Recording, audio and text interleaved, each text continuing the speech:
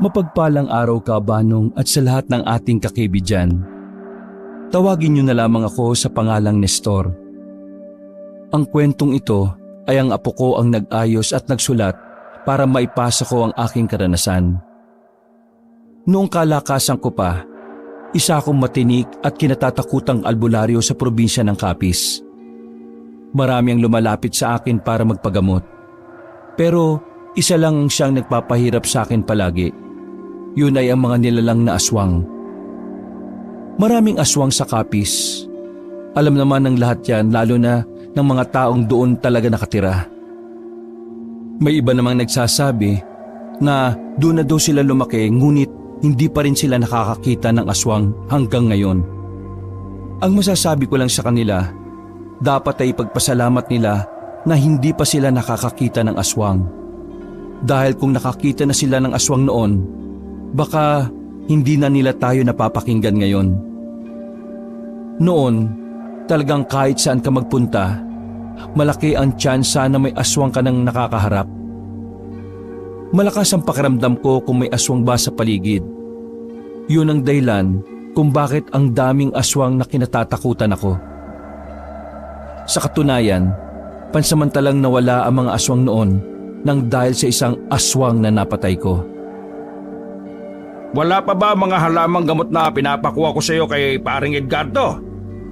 Wala pa nga tay eh. Ewan ko ba? Sabi ng mga taga roon, 2 araw na raw na hindi nakakabalik si Mang Edgardo sa bahay nila. Ano na kayo nangyari doon, no? Kilala ko yung si Edgardo.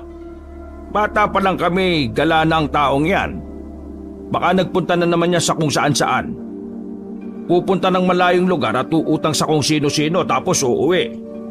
Style niyang mangutang sa ibang tao na hindi niya kilala para hindi siya masingil. Talaga? Seryoso tay? Kakaiba rin pala yan si Mang Edgardo, no? Hindi lang albularyo. Parang sindikato rin pala yan kung gumalaw. Ay nako, sinabi mo pa. Dati nga nangutang sa akin yan ng pera. Ang nangyari sa huli, ako pa nagbayad. Aba, paano nangyari yun? Siya may utang tapos ikaw pa nagbayad? Sinapak ko kasi yung mukha niya nung ayaw magbayad Ayun, basag ang nguso. Ako tuloy nagbayad para sa pagpapa-ospital ng loko. Ganun naman pala yun nangyari. Akala ko naman kung ano na. Tumayo ako sabay tapo ng tabako sa labas. Total, wala naman tayong mapapala kay parang Edgardo. Samahan mo na lang ako sa isa ko pang kakilala na albularyo. Hindi kasi tayo pwedeng papatay-patay ng galaw. Bukas, linggo, dagsana naman ang mga tao rito mula sa ibang mga lugar. Hanip ka talaga tay, no? Sobrang kilala ka na kahit sa ibang lugar. Anong hanip ako? Hanip ang Panginoon. Binigyan niya ako ng ganitong klaseng kakayahan. O sige na, iligpit mo na muna yung mga nasa lamesa. Pupunta tayo kay Francisco. Isinirado ng anak ko ang pintuan. Inakbayan ko pa siya na maglakad na kami. Si Junjun lang ang nag-iisa kong kasama sa buhay. Wala na akong asawa, pero may mabuti at masipag akong anak. Si Junjun ang lagi kong kaagapay sa lahat. Siya ang kanang kamay ko. Kasama ko rin siya nang una kong mapatay ang isang aswang sa tulay. Pagkarating namin sa bahay ni Paring Francisco, naabutan namin siyang nakaratay sa higaan. Mas matanda sa akin si Francisco nung panahon na yon. Sa aming mga albularyo, siya ang tinuturing na kuya. Ako, 50 anyos pa lang nun. Siya, 80 na. Tulad ko, malakas pa rin. Kaya ang pinagtataka ko lang, bigla na lang siyang nagkasakit. O pare, ano nangyari sa'yo? Inablang ka yata ng sakit ngayon. Akala ko ba malalakas ang mga masasamang damo? Anong kailangan mo? Bakit ka ba nandito? Hiram sana muna ako ng mga halamang gamot Linggo na kasi bukas. Wala. Hindi ako nakakakuha. Ayos ka lang ba? Parang kakaiba yung ubo mo Ewan ko ba. Bigla na lang akong nagkasakit Mabuti pa dali na kita sa ospital kung gusto mo. Kilala ko ron. Makakadiskwento tayo sa bayad. Ay, wag na. Kilala mo ko. Hindi ako naniniwala sa medisina. Hayaan mo na lang ako rito. Kung pwede lang kitang gamutin, ginawa ko na. Sa aming mga albularyo, hindi mo pwedeng gamutin ang mga kapwa mo albularyo. Sa halip kasi nagagaling, mas lalong lalala. Wala na sa dati nating kinukuhaan.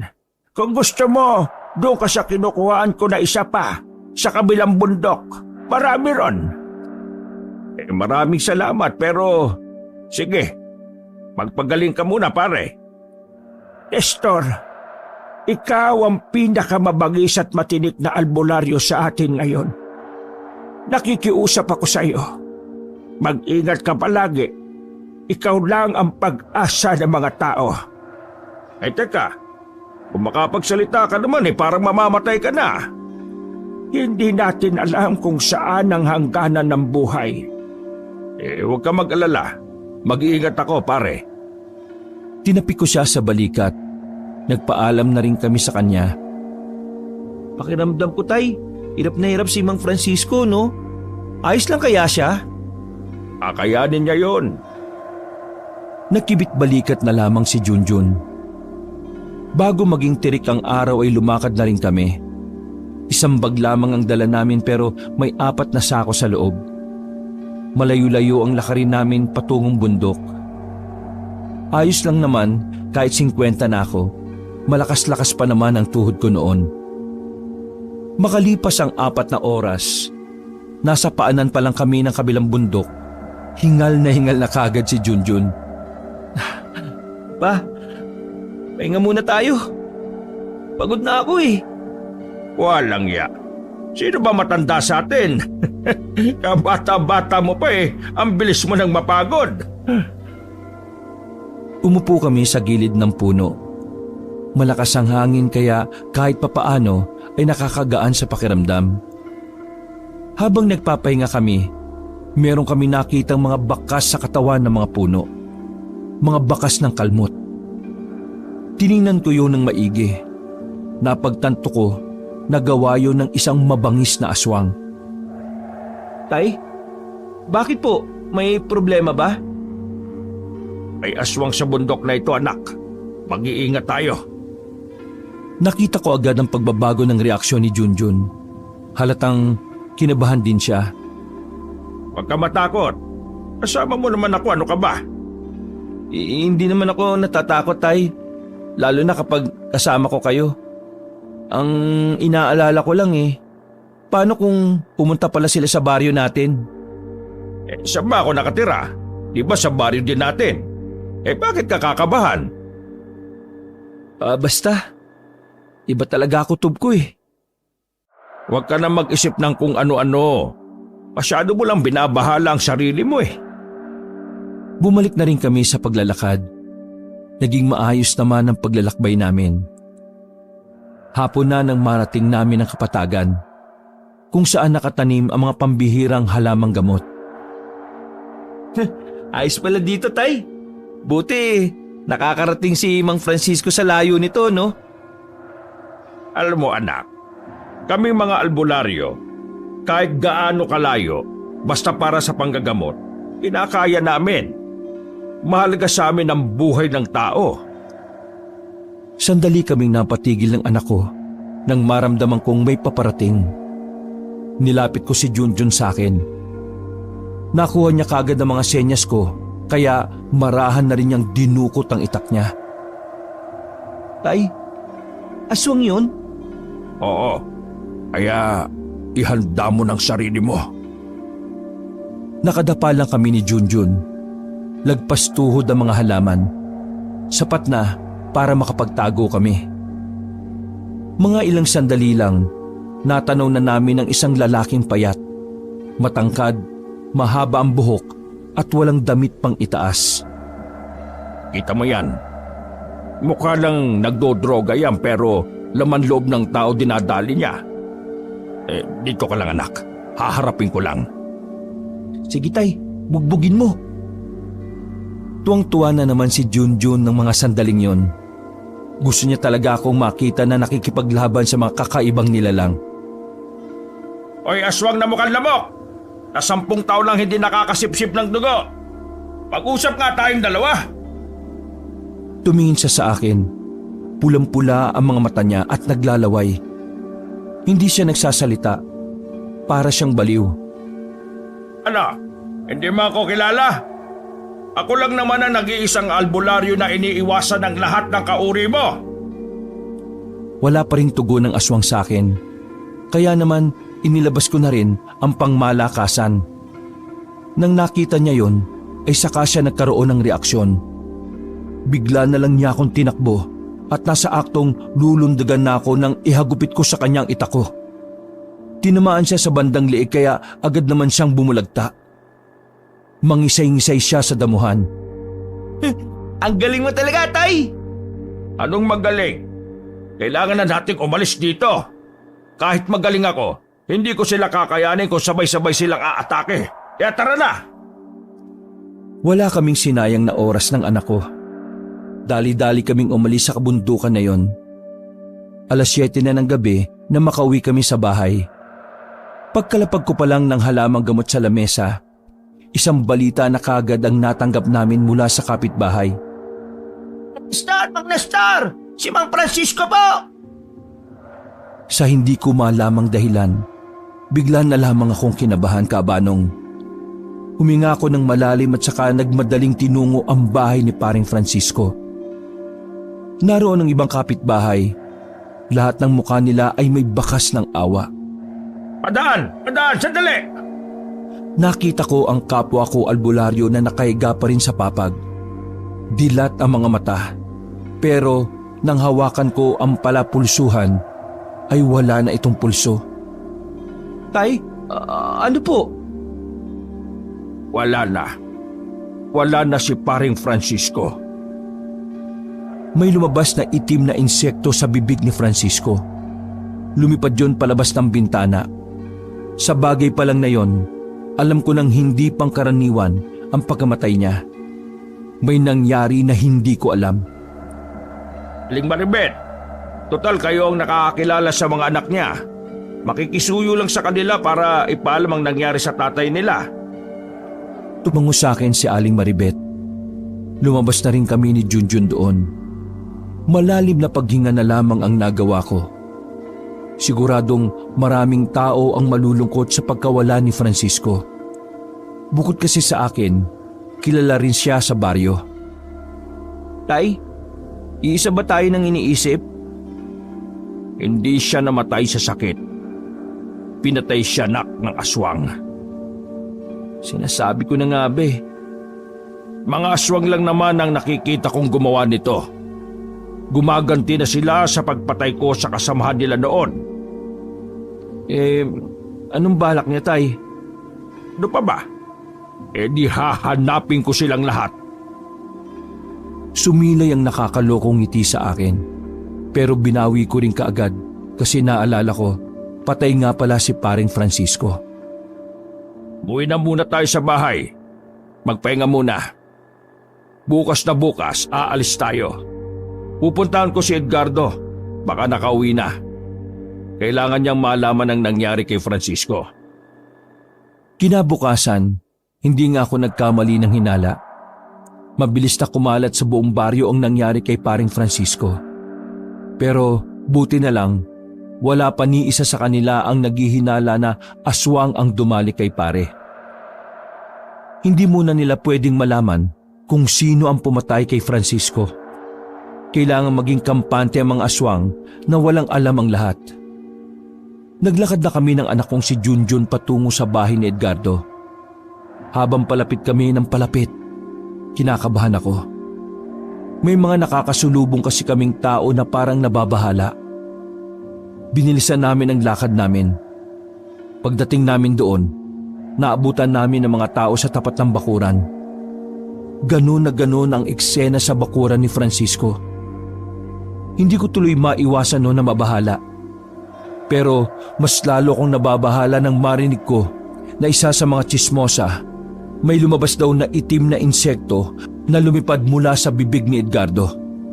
Tabi! Tumibig kayo! Hinawi ko sila at pumasok ako sa bahay. Wala na rin pulso si Edgardo. Napalunok na lamang ako ng laway sa sunod-sunod na pagkamatay ng mga kumpare kong albularyo. Sigurado na ako noon na mga aswang ang tumoda sa kanila.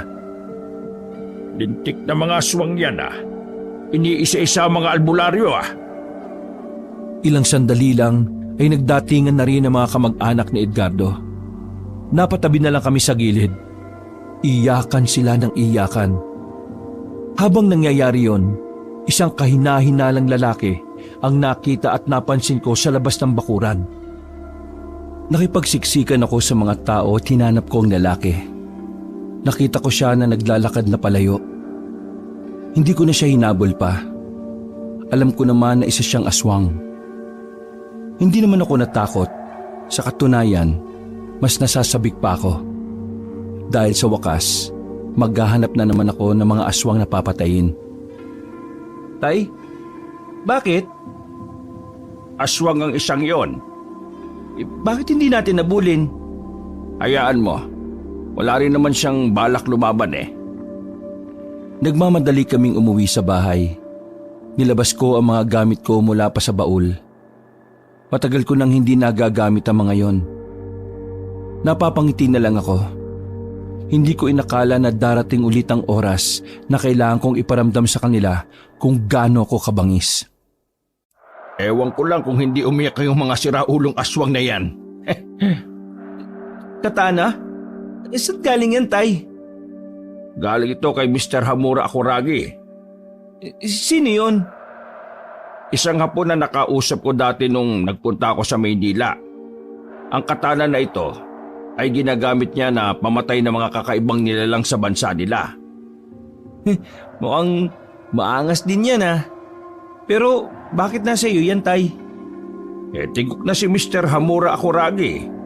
Babaero kasi. 3 babae pinagsabay-sabay. Di uminom pa ng yung pampalaki ng are. Laban tawag doon? Bisagra. Tay, hindi bisagra. Ikaw naman bisagra sa pintuan yun Basta. Natigok ang hapon na yon dahil sa sobrang sarap.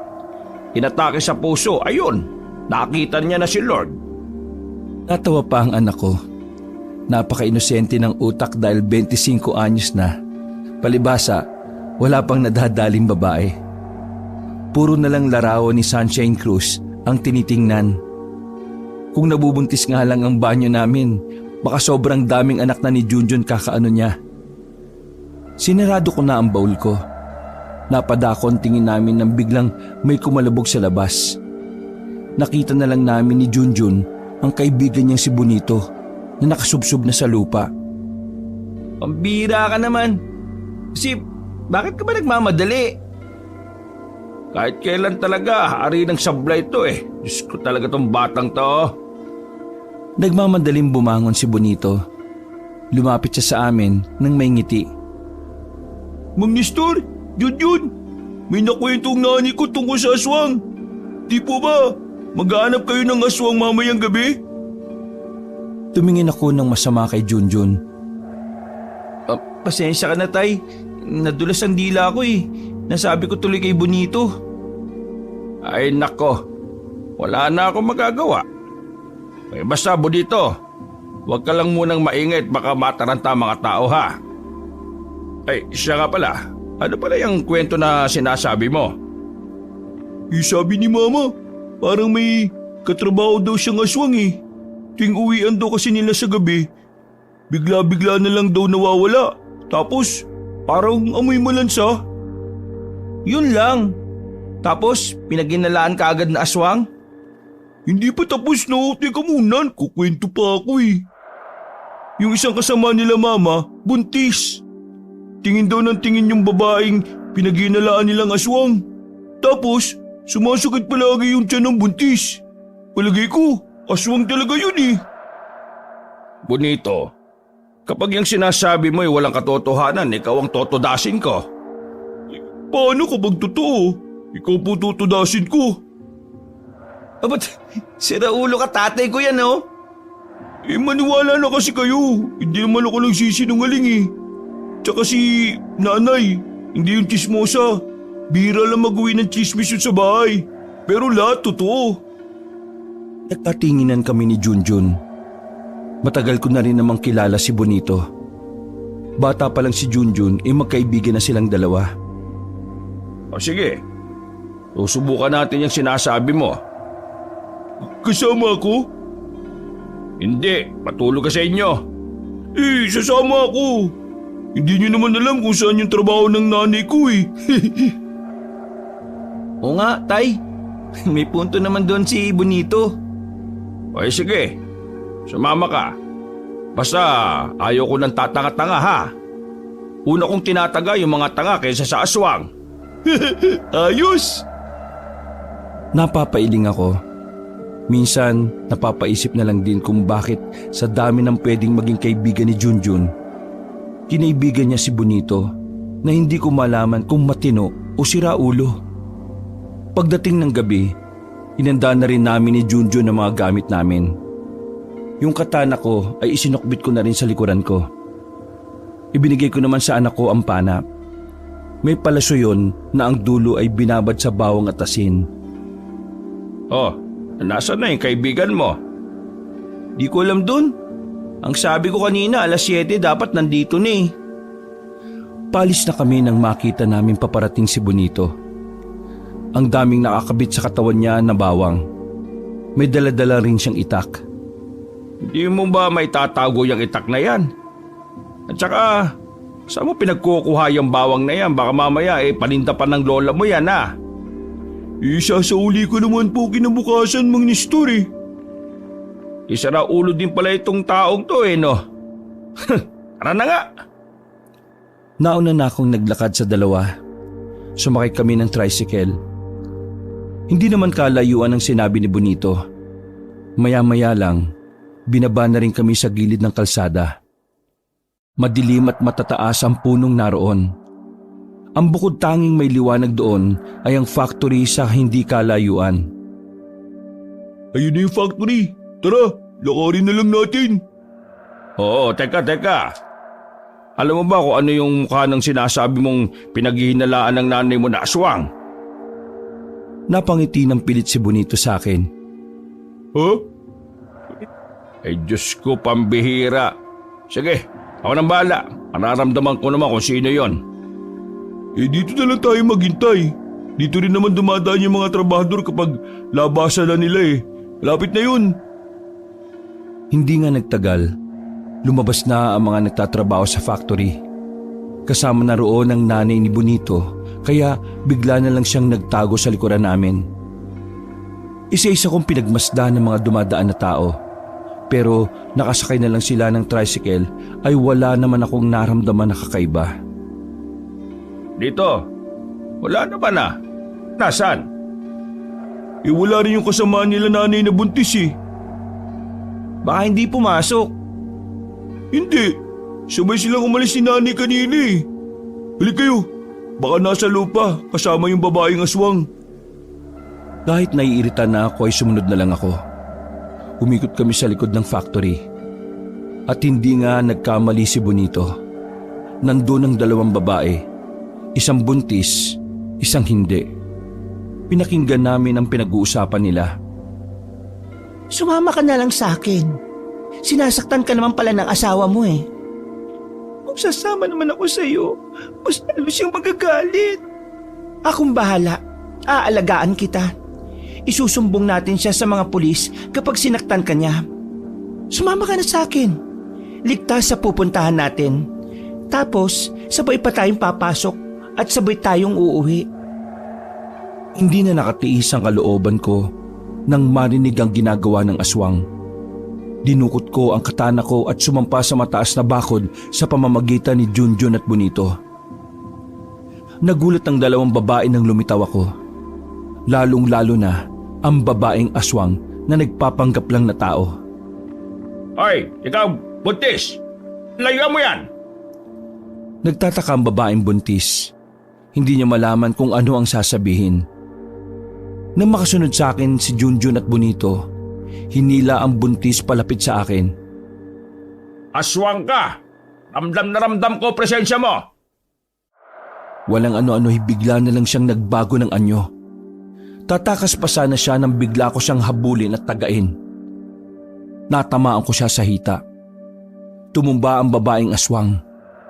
Nilapitan ko siya at tinutukan sa leeg. Hindi kita papatayin kung sasabihin mo kung saan nagkukuta mga kauri mo! Tumawa lang ng tumawa ang babaeng aswang. Naubos agad ang pasensya ko kaya hinagupit ko siya sa leeg. Gumulong ang ulo niya at napatakip na lamang ng mga mata ang buntis. Ikaw, umuwi ka sa magulang mo kung sinasaktan ka ng asawa mo. Hindi yung sasama ka na lang sa kung sino-sino. Takot na naglakad paalis ang babae. Agad din naman kaming sumampa sa pader dahil baka maabutan kami ng mga gwardya. Maalas, hindi kinanta kung nasan yung mga kasama niya. Paano po kakanta? Pinatay niyo kaagad eh. Ayoko nang tinatawanan ako eh. Isa pa, ramdam ko na wala siyang balak na ilaglag yung mga kasama niya. Huwag ko lang talaga silang makitang lahat dahil uubusin ko sila. Napadukot na lang ako ng tabako sabay sindi. Buhay ka na sa inyo, Bonito. Tapos na papel mo rito. Maghanap pa kami ng ibang aswang. Sasama pa. Huwag ka nang makulit. Uwi na. Tinutok ko sa kanya ang katana na hawak ko. Parang kulang na lang ay iihi siya sa salawal. Uy, Tay! Kalma! Hindi yan aswang, no? Sige na. Umuwi ka na. Baka mapahama ka pa rito. Parang batang takot na naglakad paalis si Bonito. Kailangan ba talagang ganunin si Bonito, Tay? Kailangan. Para hindi na siya magpumilit. Kasi sa mga susunod na sandali, nagkaroon ako ng kutob na mas mapanganib ang mararanasan natin, Junjun. Kaya, handa ka na ba? Handang-handa na ako, Tay. Basta kasama kita. Tumango lang ako kay Junjun. Inakbayan ko siya at nilisan na namin ang factory na yon. Nakabalik kami sa baryo namin. Pero pinasok na namin ng anak ko ang kagubatan. Madilim ang nadadaanan namin. Wala kaming ginamit na pampaliwanag. Para kung sakaling may aswang, hindi agad nila nalaman na may tao. Dumaan kami sa ilog. Malakas ang agos kaya todo ingat kami ni Junjun. Nang makatawid na kami sa kabila, ay pinayuko ko siya kaagad. Naramdaman ko kasi na may ibang presensya ang naroon. Pagtingin namin sa kabilang banda ng ilog, may mga babaeng naliligo. Hindi sila tinatangay ng agos dahil sa mga nakaharang na bato. Nagtago kami kaagad sa gilid. Tay, ang sisexy. Manahimik ka. Yan ka na naman sa kamanyakan mo eh. Mga aswang yan. Ha? Ay, sayang. E di, patayin na natin. Wag muna. Hintayin natin silang matapos. Susundan natin sila kung saan sila uuwi. Tsaka ko na mas marami pang aswang ang naroon. Ayos. Makakanood muna ako ng mga sexy. Tumigil ka. Gagawin kong iniho yung pututoy na ari mo. Nandito tayo para pumatay ng aswang, no? Hindi para pagnasaan yung mga yan. Pasensya na, Tay. Nilabas ko na naman ang tabako ko. Nakaupo lang kami sa likuran ng malaking bato. Naririnig pa namin ang mga kababaihan na tuwang-tuwa. Maharot sila na parang mga normal na babae lang. Napangisi na lang ako. Alam ko na kasi ang ganoong klase ng taktika. Nangaakit sila ng mga taong mapapadpad sa ilog. Sa halos kalahating oras na paghihintay namin, napansin na lang namin na nagbibihis na ang mga babae. Anak, maganda ka na. Sige po, Tay. Habang naglalakad ang mga babae, palihim kaming sumunod sa kanila. Bawat hakbang, sobrang iniingatan namin. Masyado kasing sensitibo ang mga pandinig nila, lalo na ang mga babaeng aswang. Tay, kanina pa tayo nakabuntot dito. Walang hangganan yatang destinasyon ng mga yan eh. Maging pasensyoso lang tayo. Maya-maya, makakarating rin tayo sa kanila. Dumaan pa ang ilang minuto. Nakita na rin namin ang parang isang baryo. Doon sila pumunta. Pagsilip namin, maraming nakatira. Isa lang ang ibig sabihin nun. Dumami na ang mga aswang. Kaya pala lumalakas na ang loob ng mga hayop kasi marami na sila. Hindi tumugon sa akin si Junjun sa tabi ko. Pagtingin ko sa kanya, nakahiga na siya.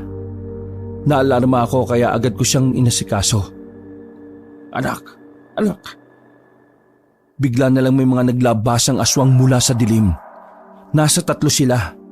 Puro lalaki. Nakapako na lang sa liig ni Junjun na meron ng nakabaon doon na parang kasing laki ng pako. Anong ginawa niyo sa anak ko? Muli kong binunot ang katana sa likuran ko. Nagsimula na rin silang umangil na parabang mababangis na tigre.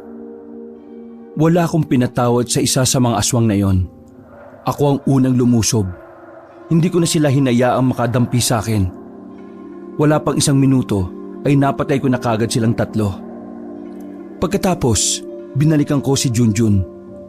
Nanlalamig na ang palad niya. May laso ng tumarak sa liig niya. Kaya naman binuhat ko kagad siya. Nagawa ko siyang iuwi sa bahay pero dahil sa halos 1 oras at kalahati rin ang nasayang, nahuli na ang lahat. Natulala ko sa kanya habang nakahiga siya sa papag. Para lang siyang natutulog. Pero alam ko sa sarili ko na noong mga sandaling yun, wala na ang anak ko. Sobrang sakit ang pagkawala sa akin ni Junjun. Noong mga panahon na yon, sinisisi ko ang sarili ko. Kung hindi ko na lang sana isinama si Junjun sa bawat lakad ko, hindi niya yun sasapitin. Inabot ako ng umaga kakatitig lang sa kanya, Kabanong. May ilang mga tao na nga rin ang nakakakita dahil malawak ang pinto namin. Maya-maya lang, biglang dumating si Bonito. Halatang kagigising lang niya dahil sa laway na natuyo sa labi at sa masagana niyang muta. Junjun! Anong nangyari kay Junjun? Mang Nestor! Junjun! Nilapitan niya si Junjun. Napahagulgol ng iyak si Bonito nang malaman na ang kanyang matalik na kaibigan ay wala na. Tahimik lang ako sa gilid. Pero hindi ko may kakaila ang sakit na makikita rin sa mga mata ko. Mang Nestor! Bakit? Ano nangyari sa kanya? Ayos ba si Junjun nung pinauwi niyo ako? Inuga-uga niya pa si Junjun sa pagbabaka sakaling dumilat pa. Pero hindi na. Natigilan lang siya nang makita ang butas sa liig na pinagtanggalan ko ng parang pako. Mang Nestor, sabi mo nga sa akin, aswang ba ang dahilan kung bakit ganito sinapit ng kaibigan ko? Hindi na ako nagsalita at tinanguan ko na lang siya. Nakita ko ang nabuong galit kay Bonito dahil sa mga nakasarado niyang kamao. Huwag ka mag-alala, Junjun. Ipag-iiganti kita. Pangako yan. Lumabas si Bonito ng bahay na puno ng galit. Saka lamang ako napahagulgol ng mga sandaling yon. Anak, pawarin mo ako. Di kita naprotektahan. Patawad kong napakawalang kwenta kong ama. Kabanong, mula nang mawala sa akin si Junjun, nasira ang lahat ng plano ko sa buhay. Lalo na ang pagpuksa sa mga aswang. Nalulung ako sa alak. Walang araw na hindi ko nilunod ang sarili ko sa alak. Sa halos 1 buwan na wala ang anak ko, ang tanging kasama ko lang ay alak. Una, si paring Francisco. Pangalawa, si paring Edgardo. Sino ang susunod? Wala na. Wala na kasing nagmamahal sa akin eh. Dadamputin ko pa sana ang isang bote ng alak nang biglang may umagaw nun. Pagtingin ko ay si Bonito na naman pala. Ano ba problema mo? Agaw ka ng agaw ng alak. Wala ka bang pambili, ha? Tama na po yan. Makakasama po sa kalusugan nyo. At kailan ka pa naging doktor? Tao ka? Sino ka ba? Bakit ka nakikialam? Hindi po gusto ni Junjun na pinapabayaan niyo ang sarili niyo. Huwag ka nga magsalita ng parang parte ka ng pamilya namin. Ano naman kung laklak ako na rito ng laklak? Anak ba kita? Huwag mo nga akong pakialaman. Pwede ba? Huwag ka nga makasariling matanda ka. Napanganga ko noong marinig ko yun. Pakiramdam ko ay binastos niya ako kaya ako nagalit. Sinaulo ka pala eh. Anong karapatan mo? Hindi lang naman ikaw ang nawalan ah. Ako rin. Nawalan din ako ng isang kaibigan. Pero ako, lumalaban. Ikaw sumusuko. Napakamakasarili mo. Sa halip na gumawa ka ng paraan para mabigyan ng hustisya ang kamatayan ni Junjun, ganyan ka, naglalasing, nagpapaawa sa sarili. Huwag ka magsalita na parang pareho tayo ng nararamdaman. Kaibigan ka lang. Ako, ama. Mas masakit sa akin ang pagkawala niya. Hindi naman ito tungkol kung sino ang mas nahihirapan o nasasaktan eh. Tungkol ito sa kung paano natin ibabangon ang mga sarili natin para sa kanya. Tingin mo ba may mangyayari kung ganyan ka lang? Tingin mo matutuwa si Junjun kapag nalaman niya na ganyan ka? Marami ng tao na biktima ng mga aswang sa loob ng isang buwan lang. Marami na nagsisialisa na residente dahil sa takot. Tapos ikaw, walang pakialam sa paligid. Nasaan ang pinakamabagis at maangas na albularyo ng Capiz? Wala na! Ano? Ganyan ka na lang ba, Mang Nestor? Natameme ako sa lahat ng mga sinabi niya. Hindi ko alam pero dahil doon, para akong natauhan kabanong. Naramdaman ko na lang na tumutulo na naman ang luha ko. Nestor, may usap po. Bumalik na kayo sa dati. Kailangan kayo ng baryo. Kung talagang mahal niyo si Junjun, magtutulungan tayo para makamit ang hustisya at ang kapayapaan sa lugar na ito.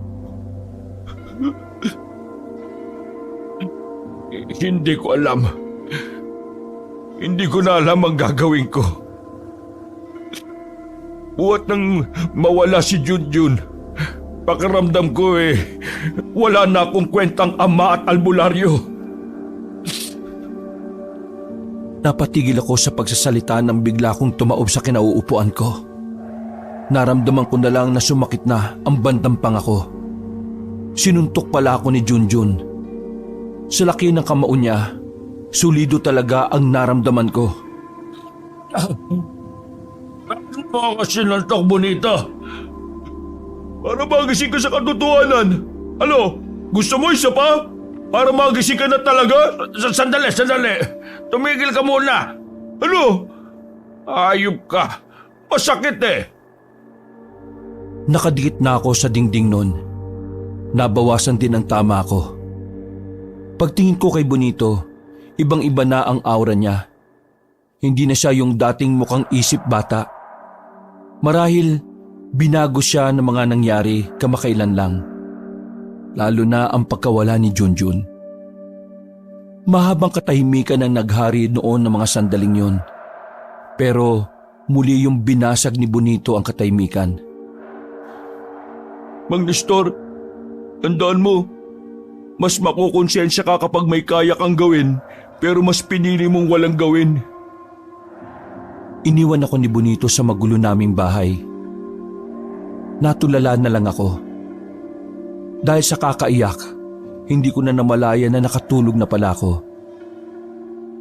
Nagising na lang ako sa mga sigawan na naririnig ko sa labas. Pagsilip ko sa bintana, may bitbit na bangkay ang mga residente.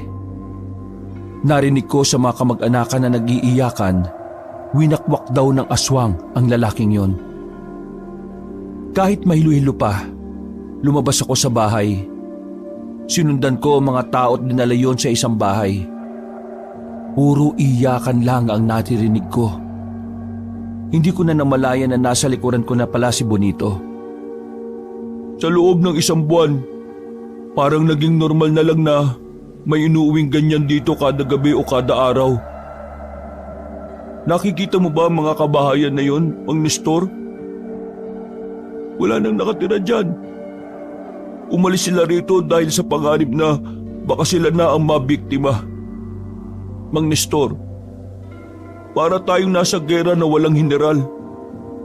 Tinatanggap na lang ng sistema na mamatayan dahil walang direksyon ng buhay ng lahat. Sabihin mo, ganito na ba ang epekto ng mawala ako? Opo, Mang Nestor. Kaya kung hindi ka magtitino, araw-araw at gabi-gabi mong makikita at maririnig ang mga ganyan. Kakayanin mo bang mabuhay sa lugar na unti-unti nang namamatay? Nagsarado ang kamao ko, Kabanong. Nagsimula akong manghinayang sa mga araw na sinayang ko. Dahil kay Bonito, muling bumukas ang isipan ko. Salanan ko ang lahat ng ito. Hindi pwedeng ganito. Bonito, mula bukas, samahan mo ko. Ipaglalaban natin si Junjun at ang lahat ng taong nabiktima. Yan ang gusto ko sa inyo, Mang Nestor eh. Yan ang Mang Nestor na nakilala ko. Palaban! Ngayon, gusto ko makita uli ang maangas at mabagsik na albularyo ng Kapis. Nagmamadali akong bumalik sa bahay. Hinalungkot ko sa ilalim ng papag ang tinago kong katana. May bahid pa nang natuyong dugo yun mula sa mga aswang na pinagtatataga ko. Anak, pangako, magbabalik na ang dating Nestor. Isa pa, ayoko nang masuntok ng kaibigan mo. At sakit eh. Hanggang ngayon eh, ang sakit pa rin, no? Nasa likuran ko na si Bonito nang isukbit ko ulit sa likod ko ang katana. Handa na po ba kayo ulit, Mang Nestor? Kung handa na kayo, iisa-isay na natin sila. May alam ako mga bahay nila. Napag-aralan ko sa loob ng isang buwan kung nasan sila mga nakatira. May isang baryo ba sila? Hindi. Nagkawatak-watak sila. May ilang grupo kasi ng magsasaka na lumusob doon. Pero sa kasamaang palad, namatay din silang lahat. Kaya mula noon, nagsialisan ng mga aswang doon sa baryong yun. Pero huwag ka mag-alala, Mang Nestor. Gumawa ko ng paraan para malaman kung saan sila nakatira ngayon. Teka, marunong ka na bang makipaglaban sa mga aswang? Ang pagkawala ni Junjun ang nagtulak sa akin para mag-aral lumaban. Hindi pa ako magaling, pero kahit papano, alam kong may tutulong na ako. Narinig namin na may residente na nasa labas ang sumigaw-sigaw. Base sa lalaking yon, may aswang daw sa terminal ng tricycle. Oh, Mang Nestor, mukhang ito na yung tawag ng katungkulan. Humanda sa akin ang mga kutong lupa na yon. Pinuntahan namin ni Bonito ang terminal. Wala nang katao-tao doon pero nararamdaman kong may aswang sa paligid. Ang aswang! Basta maliligayang araw ninyo! Nang dahil sa sapak ng bakulaw na kasama ko, nagising ako sa katotohanan. Ngayon, humanda kayo! Lumakas sa mga kaluskos sa paligid. Sinyalis yun na naghahanda na rin sila sa pag-atake. Mang Nestor, dito lang ako sa gilid. Kaya mo naman yan eh. Tumama ka pa. Wala ka naman palang gagawin. Sisiw lang sa inyo yan eh. Isang aswang na babae na ang gumapang palapit sa akin. Tinusok ko ng katana ang kamay ng babae at saka sinipa ko sa muka. Ampas lupa!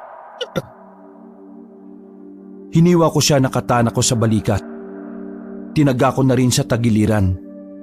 Walang kahirap-hirap na bumulagta ang babae. Maya-maya, isa pang aswang na lalaki naman ang nanggaling sa ibabaw ng tricycle. Nakapitan niya ako sa likod. Muntikan na niya ako makagat. Buti na lang ay mabilis kong nasingit sa tagiliran ko ang dulo ng katana. Tinamaan ng aswang sa tiyan kaya nabitiwan niya ako. Amoy sukang paumbong ang hininga mo, lintik ka!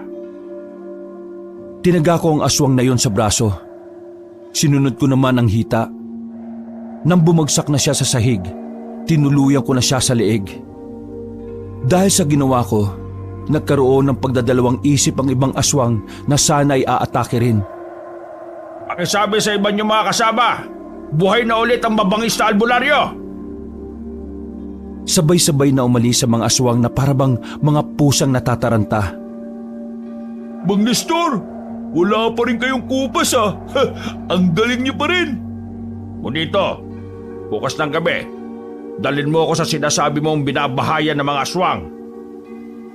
Tumango lang si Bonito. Matapos ang labanang yon, sandali kaming pumunta sa pinaglibingan ni Junjun.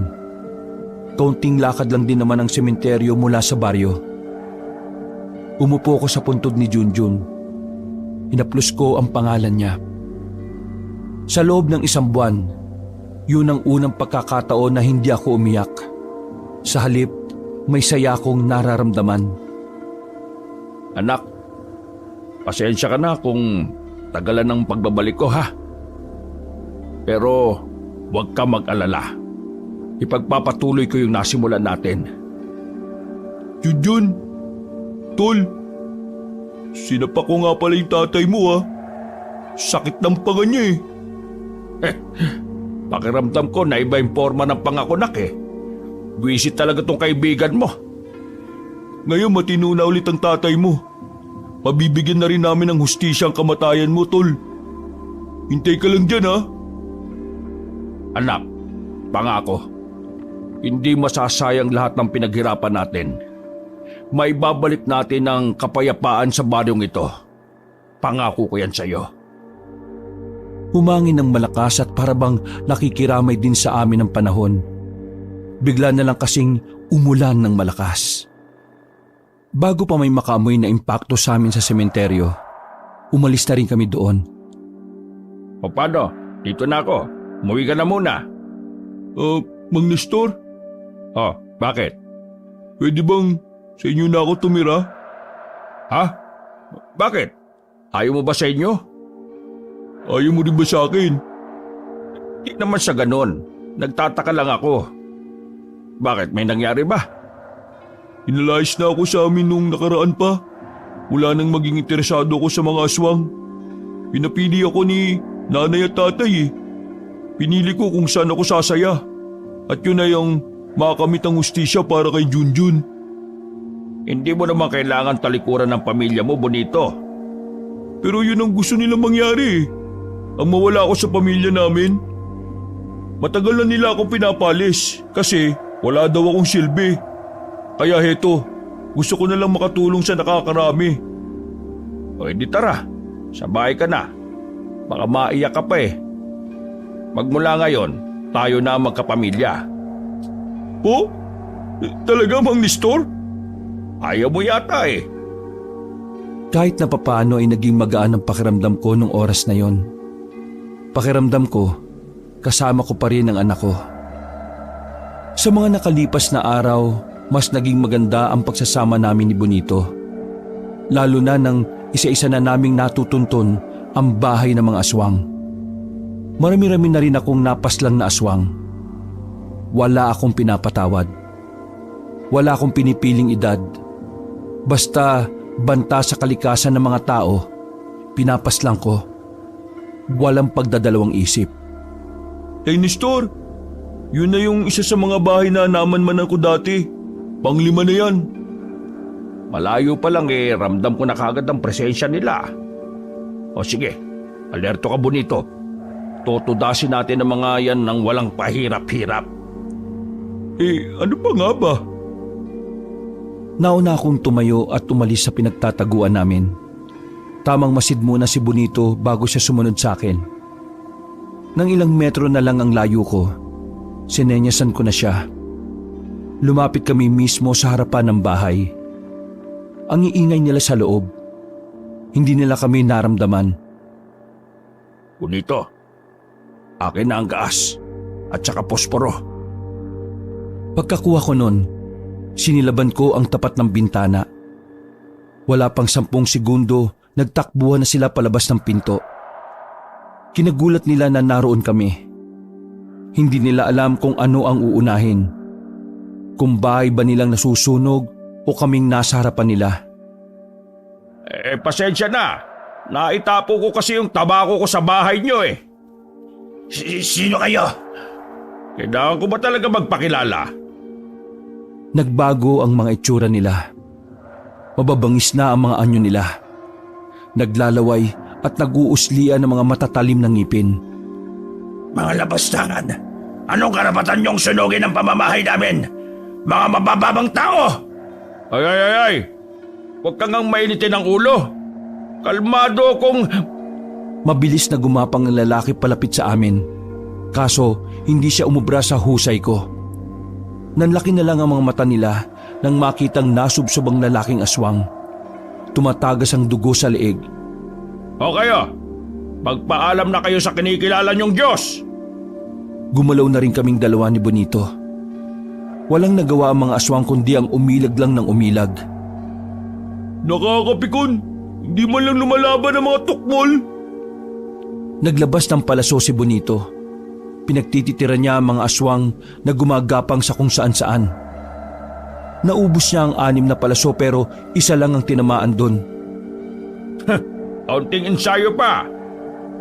Tatakas pa sana ng 3 aswang pero hindi ko sila pinayagang makalayo. Kahit na may edad na ako, mabilis ko pa rin nahabol ang isa sa mga aswang. Hinawakan ko siya sa damit at tinarak ang katana. Bonito, ngayon na! Dumukot si Bonito ng 3 kutsilyo na katamtaman lang ang laki. Isa-isa niyang pinukulang kutsilyo sa paalis ng mga aswang. Kahit na may kadiliman ay nagawa niyang patamaan ng 3 sa ulo. Diyak ka pala magaling eh, at hindi sa pagpapala. Tsamba lang. Buong akala namin ay naubos na namin ang mga aswang doon. Pero nagulat na lang ako nang biglang may lumundag sa likuran ko. Kinalmot ako ng lalaking aswang sa likuran. Mahaba ang pagkakakalmot pero hindi ko yun ininda. Hinarap ko siya at ilang sandali lang, nakabuka na ang dibdib niya dahil sa malaking hiwa. Lintik na aswang to ah! Nestor, masakit po ba? Ay hindi! Sobrang sarap ng kalmot eh!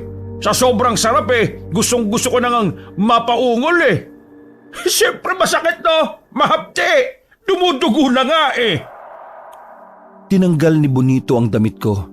Kinuha niya ang langis ng ranas.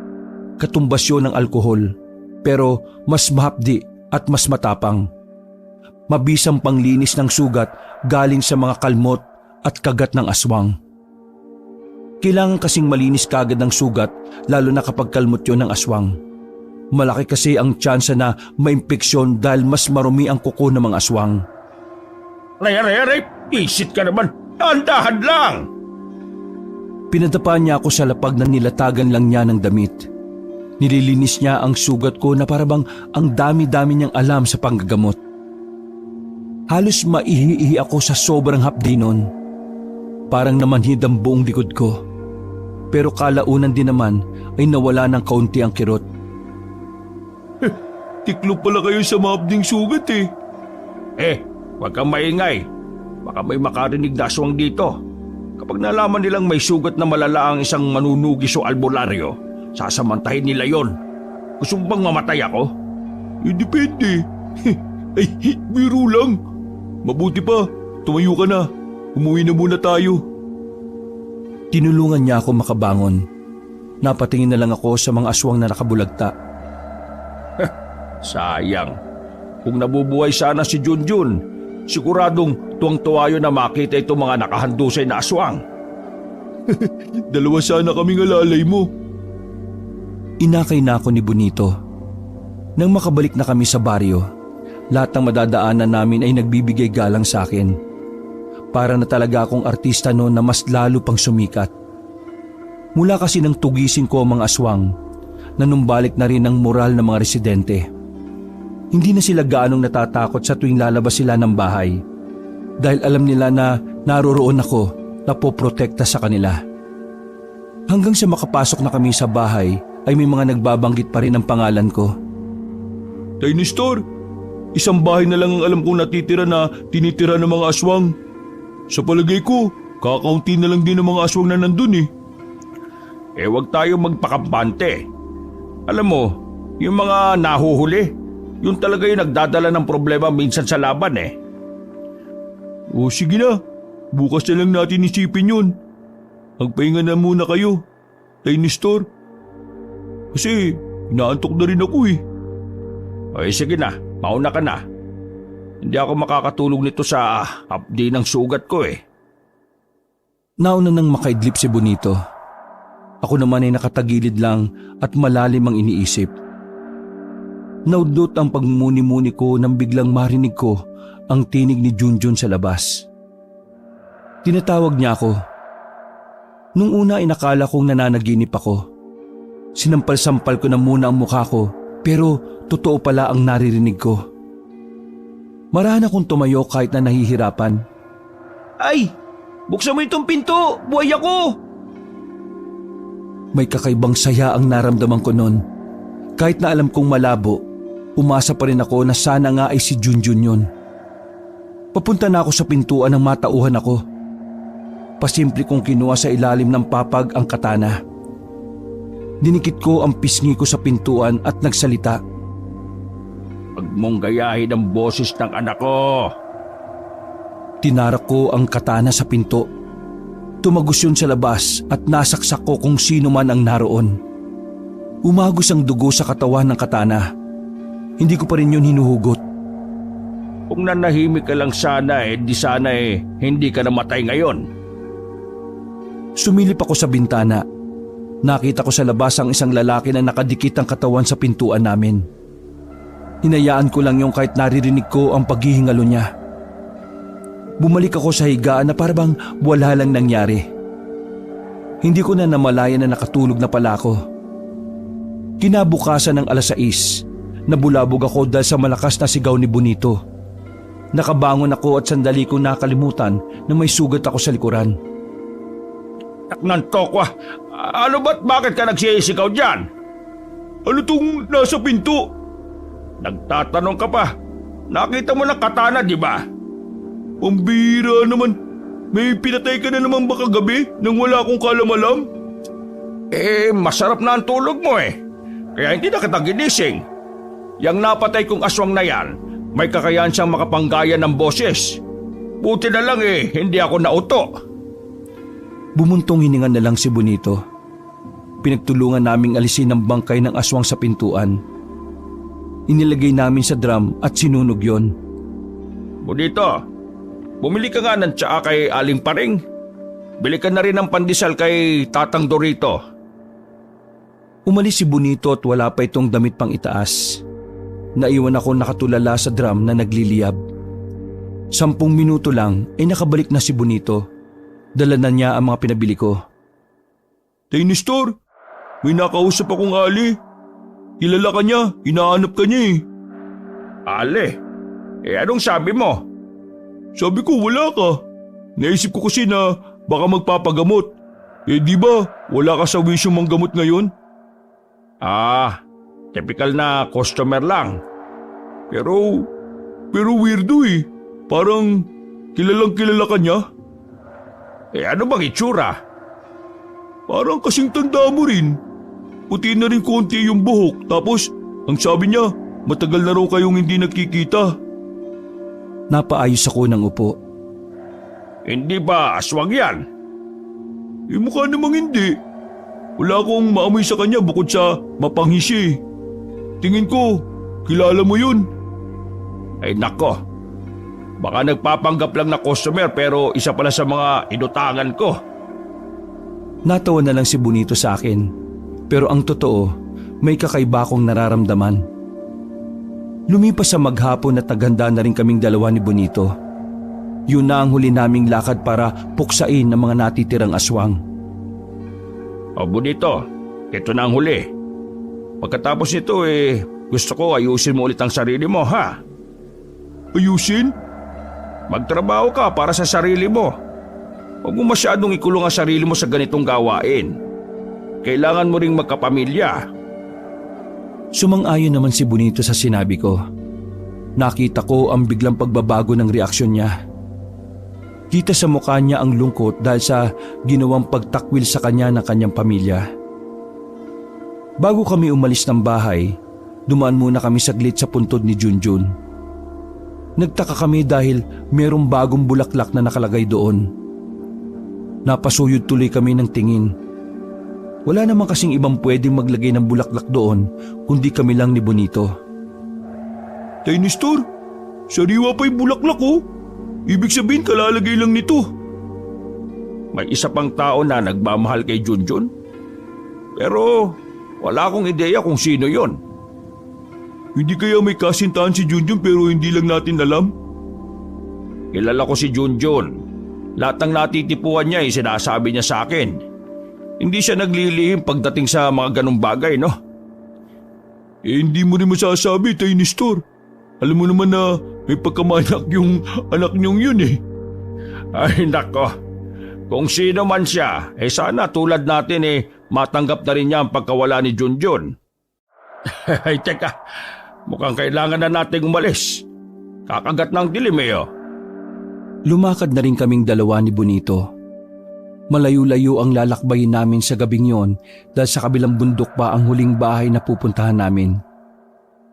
Yung bundok na pupuntahan natin, yun yung bundok na sana'y aakitin namin ni Junjun noon. Pero hindi kami tumuloy noon dahil naramdaman kong maraming aswang dun eh. Ngayon, malaki pa rin ang tsansa na bukod dun sa huling bahay, may mga aswang pa rin gumagala sa bundok na yon. Kung ganun kailangan pala nating mas mag-ingat. Mismo. Teka, pairam nga ng posporo. Binigay niya sa akin ng posporo at sinindihan ko naman ang tabako ko. Wala pa kami sa paanan ng bundok ay may mga nagpaparamdam ng aswang. Binagala namin ang lakad namin. Makailang beses kaming tumingala. Nakita namin ang isang taong may malapad na pakpak. Pabalik-balik lang siya sa ere. Para bang alam niya na rin na naroon kami noong mga oras na yon. Kakaibang aswang to Hindi to gaya ng mga aswang na nakakalaban natin. Teka, paano kakaiba? Sabi ni paring Francisco dati, may mga aswang na galing Guimaras na nagpunta rito. Ang mga aswang na yun hindi pa tukoy ang uri. Yan, parang tik-tik lang naman yun Tik-tik nga, pero hindi natin alam kung ano pa yung isa niyang uri. Malalaman natin kapag nakaharap na natin siya. Oh, umalis na Lumipad na palayo ang aswang. Tumayo na rin kami ni Bonito at sinundan namin kung saan siya pupunta. Kaso wala pang ilang minuto na wala na siya sa paningin namin. Kinutuban na ako kaya hindi na namin ipinagpatuloy ang pagsunod. Nanatili lang muna kami sa kinalalagyan namin. Bonito, hilap! Hinawi ko si Bonito nang makita naming nasa likod umatake ang aswang na may pakpak. Walang iya. Ang bilis niyang makarating dito Ano, ayos ka lang ba? Oo, ayos lang po ako. Huwag niyo ko intindihin. Pesting aswang yan Pinulat ako. Humanda sa akin ngayon yan. Dinukot ko na kaagad ang katana sa likuran ko at winasiwas. Lumabas ka dyan! Parang walang bayag Katago-tago ka pa? Kung tunay na mabangis ka, may lumaba ka ng patas! Maya-maya lamang ay mabilis na pumunta sa likuran ko. Hinawakan ako sa damit at binalibag ako sa mga makakapal na ugat ng puno. Duwag! Buwisit! Iniinis ka lang niya, Tay Nestor. Kaya kumalma ka lang. Kailangan nating umalis dito. Lugi tayo sa dilim Umanap tayo ng walang masyadong puno para sa liwanag ng buwan. Mabilis kaming tumakbo paalis. Ramdam ko na humahabol pa rin sa amin ang aswang noon. Nang makarating na kami sa sakahan, doon na ako ginanahan. Dito! Tingnan natin kulit mo rito! Maigpit ang hawak ko sa katana. nakita na lang namin siyang palapit sa amin habang pumapagaspas ang pakpak. Ako na munang bahala rito, Tay Nestor. Pinagtititira ni Bonito ng pana ang aswang. Pero sa lahat ng aswang na nakalaban namin, yun lang yata ang may utak. Ang galing niyang umilag. Hindi makatama si Bonito. Medyo malayo sa akin si Bonito dahil atras siya ng atras. Kaya na makalapit sa kanya ang aswang, hindi ko rin sila agad naabot. Nahiwa ng kuko ng aswang si Bonito sa dibdib. Bumagsak siya ng dahil doon. Huwag niyo ako intindihin. Yung aswang lang. Dala ko naman ang ranas eh. Ay, mahina ka pala eh. Tumayo ako, tinarap ang aswang. Ako ang haharap sa'yo. Malambot pa yung kasama ko. Kasing lambot ng tutoy ng sanggol. Bumaba ang aswang sa lupa. Mas matangkad siya sa akin at di hamak na mas malaki ang katawan. Yan! Yan ang gusto ko, pumapalag. Tumakbo ko palapit sa kanya. Paghataw ko ng katana, nahawakan niya ang kamay ko. Nagawa niyang salagin nang walang kahirap-hirap ang kamay ko. Hanggang sa parang dinudurog na niya ang kamao ko. Kaya naman naisipan ko nang gumamit ng pandaraya. Dinukot ko sa bulsa ko ang pinigiang sibuyas na nalagay sa plastik. Pinisit ko sa mukha niya yon, kaya niya ako nabitiwan. Ba't ka umiiyak? Paggewang-gewang siya sa sobrang sakit ng mata niya. Nang hatawin ko siya ulit, ay bigla siyang umangat sa ere. Tingnan natin kung makalipad ka pa. Tumukot ako ng 2 punyal sa tagiliran. Pinukol ko yun patungo sa magkabilang pakpak ng aswang. Bumagsak siya ulit sa lupa. Sinamantala ko na ang pagkakataon para muling umatake. Malakas kong tinarak ang katana sa dibdib niya. Akala ko mamamatay na siya dahil tumagos pa ang katana hanggang sa likod niya. Pero tumayo lang siya ulit at tinawakan ako sa balikat. Kahit hindi siya makakita na maayos, nagawa niyang pisilin ang balikat ko. At yung kabila naman niyang kamay ay dinakma ang katana. Tako, kung minamalas ka nga naman oh. Ibinuka ng aswang ng malapad ang bibig niya. Maging ako nagulat din kasi parang kakasya doon ang ulo ko. Sasakmali na sana niya ako nang biglang may ginawa si Bonito. Biglang napatras na naman ang aswang. Pagtingin ko kay Bonito ay patawa-tawa pa siya. Mang Nestor, sa tirador pala ako magaling, hindi sa pana eh. Sira ulo, tumatawa ka pa? Bago pa makabalik sa katinuan ng aswang, hinagupit ko na ng katana ang kanyang leeg. Matigas ang leeg ng loko kaya 3 beses ko itong inulit-ulit. Kalaunan, bumulagta na rin ang aswang. Sinipa-sipa ko ng mahina sa katawan pero hindi na siya gumagalaw. Hindi man lang ako nahirapan. Oo nga, ako yung hirap na hirap eh. Mas mahirapan ka kapag nilagyan ko ng gamot yung sugat mo. Ha? Pagkatapos kong paslangin ng aswang na yon ay inasikaso ko muna si Bonito. Naghari ang sigaw niya sa kagubatan sa sobrang hapdi ng nilagay ko na gamot. Makalipas lang ng halos 1 oras, ipinagpatuloy na rin namin ang paglalakbay. O ano? Kaya mo bang maglakad? Bakit naman hindi? Paano man ang pinanlalakad ko, hindi naman dibdib eh. Habang tumatagal, nagiging siraulo ka talaga, no? Ganun talaga kapag komportable na. 1 oras pa ang dumaan at nakita na rin namin ang bukod tanging bahay na nasa gilid ng sakahan. Kahit hindi pa kami lumalapit, ramdam at amoy ko na ang mga aswang na nasa loob. May kalakihan ng bahay, kahit nagawa lang yun sa kahoy. Kaya naman siguradong marami sila sa loob.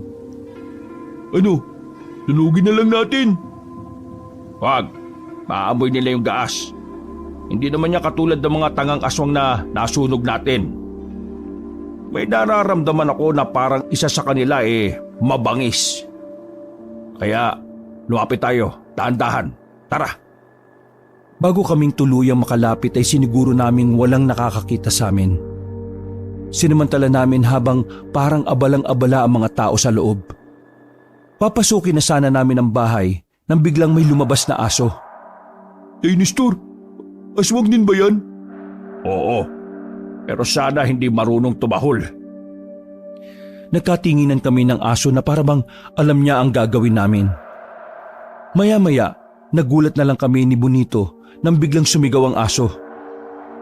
Putya, hindi nga tumatahol. Sumisigaw naman. Paano nakapagsalita yun?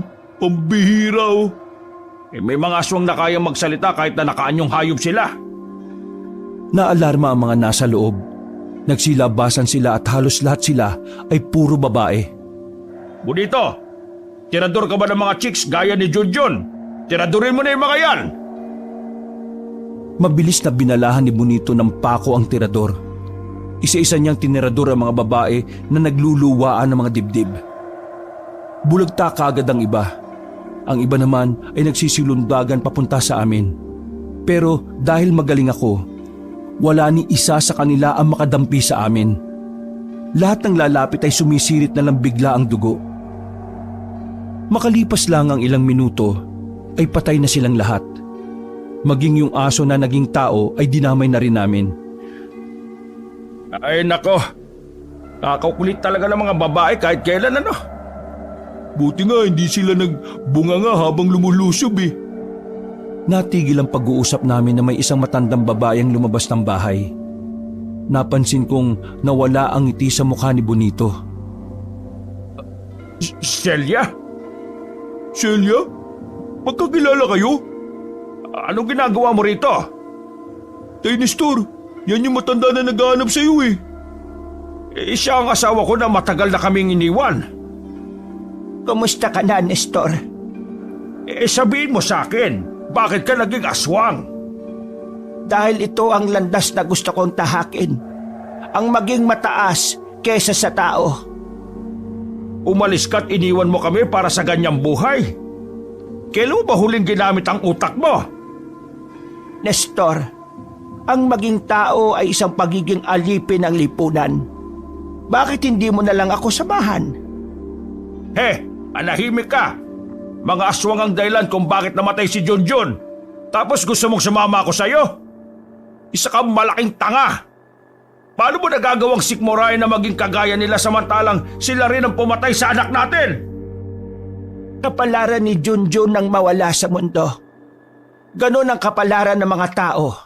Ang maging mababa kesa sa mga aswang. Ikaw, Nestor, ang dahilan kung bakit siya nawala. Hindi ang mga aswang.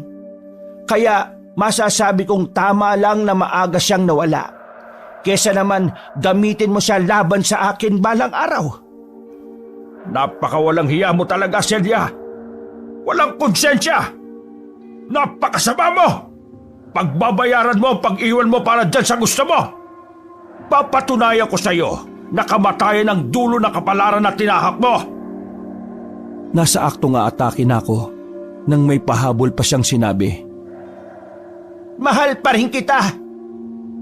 Natigilan ako nang marinig ko yun. Mahal pa rin kita, Nestor. Marahil nakalimutan ko na ang maging mabuti. Pero ang pagmamahal ko sa iyo ay nandito pa rin. Ngayong nakita na kita, ay nagkaroon ako ng bagong pag-asa na mabuhay ulit. Tay Nestor, huwag kang makinig dyan. Tandaan mo, mas magaling manloko ang mga babae lalo na kung hindi naman maganda. Manahimik ka! Sino ka ba para lasunin ang puso't isip ng asawa ko? Nestor, halika. Magsama tayong dalawa. Alam kong matagal ng pangarap ni Junjun na makumpleto tayo. Dahan-dahan akong lumapit sa kanya at ibinaba ko ang aking katana. Uy, Tay Nestor! Gumising ka! Nililinla ka niya! Diyos ko naman oh! Ang dami nating inilaban tapos maiilab ka lang ulit sa kulubot na yan!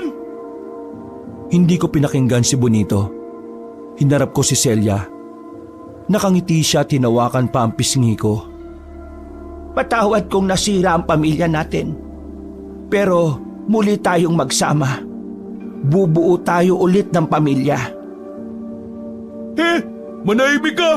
Menopause ka na, paano ka magkakaanak? Pamilya-pamilya ka pa dyan. Celia, alam mo ba yung salitang English na joke? Ha? Anong joke? Nagulat na lang siya sa ginawa ko. Tinara ko kagad ang katana sa kanya at tinaga siya sa liig. Tumumba siya kaagad habang sumusuka ng dugo.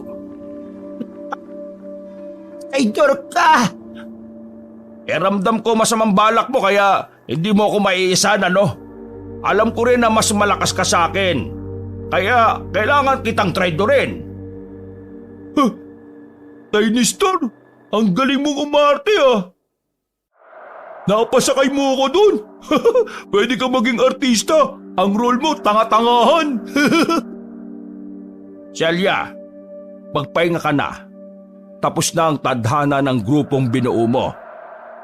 Huminga ako ng malalim. Sinilaban na rin ni Bonito ang katawan ni Celia at sinunod naman ng iba. Tara na, Bonito. Ngayon, tayo na ang tunay na magkapamilya. Inakbayan ko si Bonito at nilisan na rin namin ang lugar na yon. Naubos namin ang mga aswang kaya muling nanumbalik ang kapayapaan sa buong Capiz. Wala na kaming nabalitaan na may aswang doon. Makalipas ang maraming taon ay sa Maynila na kami nanirahan ni Bonito. Dito na rin siya nagkapamilya. Nagkaanak siya ng 7 at isa sa mga anak niya ang tumulong sa akin para maisagawa ang mahabang liham na ito. Sa aking karanasan, Kabanong, masasabi kong hindi nga talaga permanente ang maraming bagay sa mundo. Lahat nawawala pagdating ng panahon. Pero ang mahalaga, kahit mawala man sila, nakatatak pa rin sila sa ating puso't isipan. Kaya hanggang ngayon, buhay na buhay pa rin sa alaala ko ang aking anak na si Junjun. Wakas. Mapagpalang araw, Kabanong.